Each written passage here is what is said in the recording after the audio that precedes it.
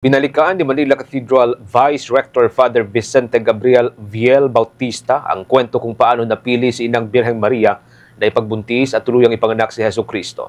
Sa misang ginanap sa Manila Cathedral ngayon pong araw para sa Solemnity of the Immaculate Conception of the Blessed Virgin Mary, tinukoy ni Father Bautista ang pagkakapili sa Birheng Maria bilang isang natatanging pagkakataon.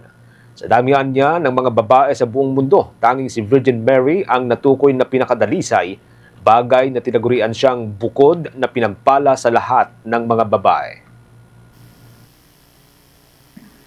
And whenever we would celebrate our fiesta, we were drawn back to the readings or to the Gospel of the Annunciation, when the angel was sent from God to Mary. And the angel's message was just clear. Hail, full of grace, the Lord is with you. Bukod kang pinagpala, nasa iyo ang Panginoon. Dinadasal nga natin ito, Aba, Ginoong Maria, napupuno ka ng grasya. At sino naman bang tao ang hindi magugulumihanan, hindi maguguluhan, hindi magkakaroon ng madaming tanong sa simpleng pananalita na ako, nasa akin ang Panginoon, ako, bukod akong pinagpala, ako, puno ng grasya.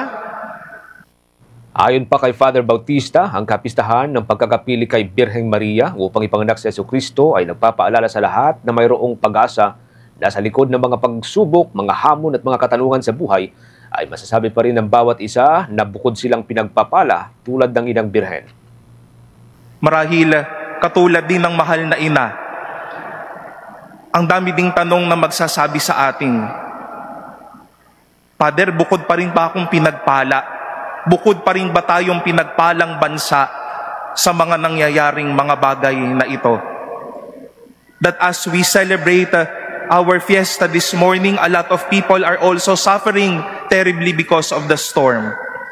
Habang narito tayo at nagpipiesta, madaming mga tao na marahil pinagpaliban muna ang kanilang mga pamilya para dumoble ang kayod sa pang-araw-araw na buhay. Madaming gusto sanang pumunta dito pero malungkot. Nag-iisa po sa kanilang buhay. But we are like Mary, troubled, pondering what sort of greeting this might be for us. Bahagi pa rin po yan ang humilya ngayong araw ni Father Viel Bautista, ang Vice Rector ng Manila Cathedral. For the most trusted source of news and information, visit our website at www.bomboradio.com. Follow us on Bombo Radio mobile app, Facebook, YouTube, TikTok, and X, formerly Twitter. Like, share, and stay connected. Anytime, anywhere.